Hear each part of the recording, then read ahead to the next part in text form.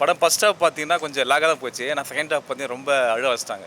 First half வந்து எனக்கு கொஞ்சம் போர் அடிக்கிற மாதிரி தெரிஞ்சது. செகண்ட் ஹாஃப் ஃபுல்லாக ஓகே, நல்லா இருந்துச்சு. படம் ஓகே தான் ப்ரோ, கிளைமேக்ஸ் நல்லா இருந்தது ப்ரோ.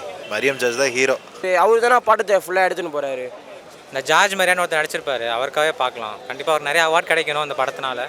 படம் ஃபஸ்ட் ஹாஃப் நார்மலாக போச்சு. செகண்ட் ஹாஃப் வந்து சென்டிமெண்ட் ரொம்ப இருந்துச்சு, பார்க்கலாம்.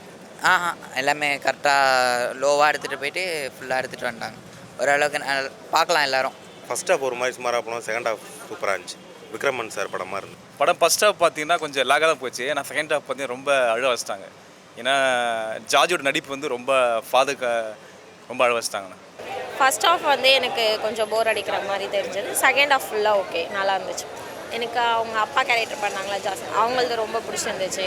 அவங்களது எல்லாமே ஒவ்வொரு படத்துலேயும் அவங்களோட ஆக்டிங் சென்ஸ் எல்லாமே சூப்பராக இருக்கும். இதுலேயுமே சூப்பராக இருந்துச்சு. படத்தில் வந்து நிறைய ஒரு விஷயங்கள்லாம் பார்த்தீங்கன்னா நிறைய காமெடி உள்ள கொண்டு வர மாதிரி நிறைய விஷயங்கள் இருந்துச்சு. பட் கொஞ்சம் சீன்ஸ் அவங்க டெவலப் பண்ணது லைட்டாக கோட்டை விட்டாங்க.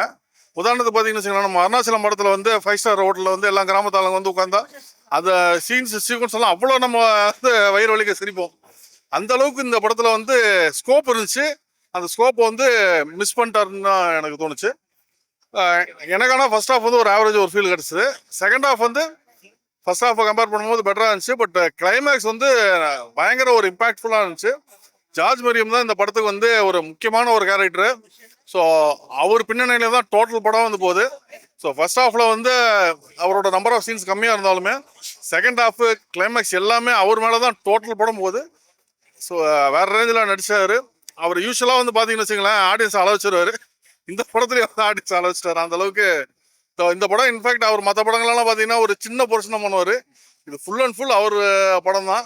நம்ம ஜிவி பிரகாஷும் சரி, ஹீரோயின் சரி, அவங்களாம் வந்து சைடு மாதிரி தான் நம்மளுக்கு ஒரு படம் முடியும் போது ஒரு ஃபீல் வந்துச்சு. ஹீரோயின் உண்மையிலேயே ரொம்ப அழகாக இருக்காங்க. அவங்க வந்து நல்லாவும் நடிக்கிறாங்க. கண்டிப்பாக தமிழ் சினிமாவுக்கு ஒரு ஒரு சினிமாட்டிக் ஃபேஸ் அவங்களுக்கு இருக்குது. நல்லா வரதுக்கு அவங்களுக்கு வாய்ப்பு இருக்குது. அப்போ ரொம்ப டிசப்பாயிண்டிங் வந்து இந்த ப்ரொமோஷன்ஸ் தான், ஃபேக் ப்ரொமோஷன்ஸ் தான் பண்ணாங்க அப்படின்னு தான் தோணுது. இந்த வலைப்பேச்சு போன்ற சேனல்ஸ்லாம் வந்து ஒரு மாதத்துக்கு முன்னாடியே சொன்னாங்க ஹாப்பி ராஜ்னு ஒரு படம் வரப்போகுது, டிஸ்ட்ரிபியூட்டர்ஸ்லாம் பார்த்துட்டாங்க, வேற லெவலில் இருக்கான் அந்த படம், எல்லாம் ரொம்ப சாட்டிஸ்ஃபைடு, நிறைய இடத்துல வந்து இது பண்ண போகிறாங்கன்னு சொன்னோன்னே அது மைண்டில் செட் ஆயிருச்சு. இப்போ இவங்க 2-3 நாள் முன்னாடி வந்து ஒரு ப்ரிவியூ ஷோ ஒன்று போட்டாங்க. இதெல்லாம் கட்டிப்பிடிச்சவர் அழுதாங்க. ஐயோ இன்னும் பெருசாக இருக்கும் போது போலவா. இந்த பாலா வந்து வாழைப்படத்துக்கு அழுதாரு, 1/2 மணி நேரம் உட்காந்து அழுதாரு. ஸோ அந்த மாதிரி ஏதோ வந்து பயங்கரமாக எமோஷனாக இருக்க போது பாருன்னு சொன்ன உடனே அந்த எக்ஸ்பெக்டேஷன்ஸ் மைண்டில் செட் ஆனதுனால போய் பார்க்கும்போது ஒரு பெரிய டிசப்பாயிண்டிங்காக தான் இருந்துச்சு. என்னப்பா இதுக்கா இப்படி அப்படின்னு சொல்லி தோணுச்சு. ஃபர்ஸ்ட் ஹாஃப் வந்து ரொம்ப ரொம்ப ரொம்ப சுமார், செகண்ட் ஹாஃப் கொஞ்சம் பரவாயில்ல அப்படின்னு தோணுச்சு. ஏன்னா ஜார்ஜ் மரியம் அவர் தான் அந்த படத்தை ஃபுல்லாகவே எடுத்துகிட்டு போகிறாரு, கூப்பிட்டு போகிறாரு, அவரோட ஆக்டிங் தான் பெட்டராக இருந்துச்சுன்னு சொல்லலாம்.